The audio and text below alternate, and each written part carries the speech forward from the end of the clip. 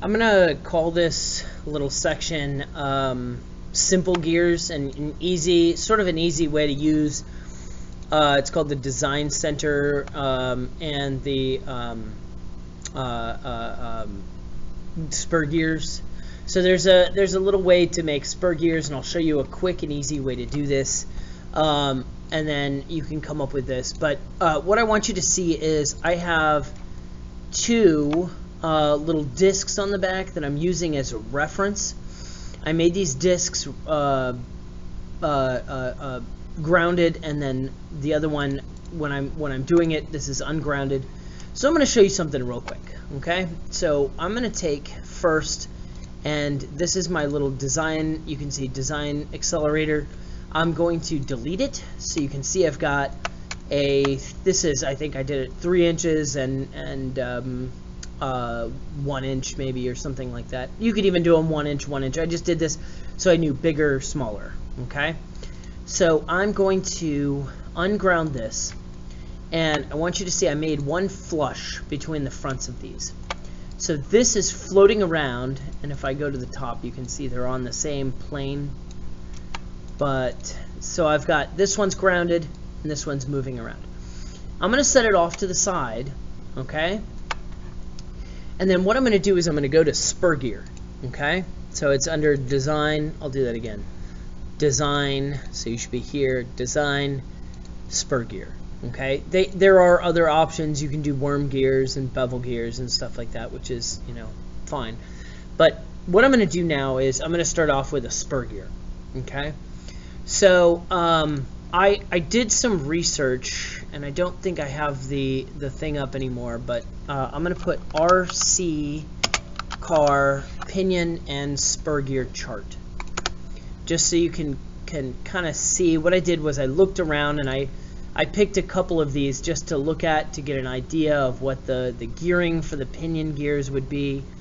It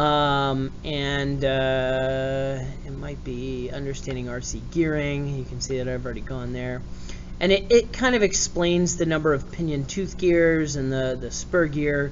You can see that this is the bigger gear and the smaller gear.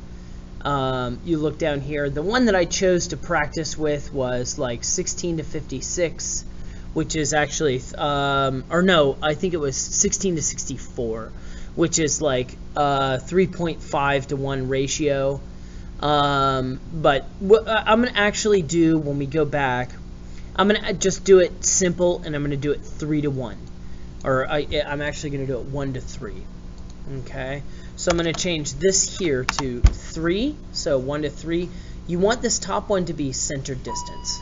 If you click on it and it's grayed out, and all of this stuff is still grayed out, just click on something else and go back to center distance.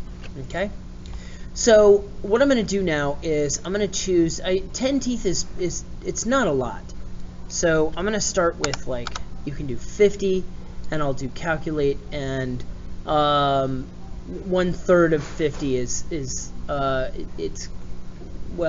so 1/3 would be around 17, and when I calculate, it doesn't give me any problems. Sometimes it'll say something about the center distance. That's okay. But what I'm going to do is I'm going to go to cylindrical face here and start plane here, and then I'm going to go to cylindrical face of the second one,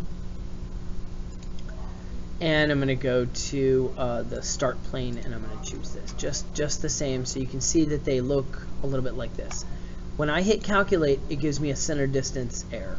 That's because this one's floating and it doesn't know where it wants to be. Okay? Alright. Oops. Let's do that again. I didn't mean to hit escape. So I'll just go down. All this other stuff, I'll just put it back. 3.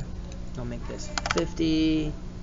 And, oh, I meant to do this. 0.25, because the material we're going to end up working with is 0.25 thick.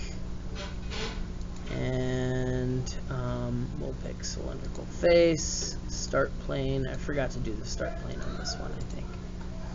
Calculate, there we go. Center distance, issue, okay, okay, accept.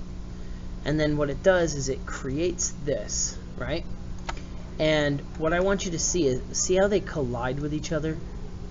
What I did was I made it so I could, and I'll do it from this side, I could modify where they are in relation to each other.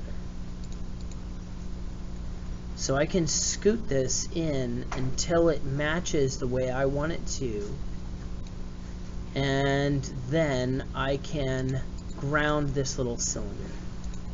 And now they go almost perfectly with each other. Okay? So I'm going to show you one last thing. So I saved this actually as 8th period. I'm going to go in here, and you can see I've got my 8th period saved here. And then I'm going to go in. You'll see something. It'll make a new folder like this and a new folder like this. Here are the two spur gears. I can open them individually, and I can modify them. I didn't end up saving this, so I'm just going to close it because I don't want to modify what I did before. But here's my gear, and then what I can do is I can go back in and I can add in center holes, and I can modify the color, I can add things to it, I can cut things out of it, and then I can save it, because our end product is going to be something kind of like this, where we have a little crank and we have our sets of gears, and it's going to go in here, so that way you can use the gears more than once. You can stack them, you can place them on other spots, and that is that. So you should end up with something that looks a little bit like, where are those gears? A little bit like this. Okay? Alright.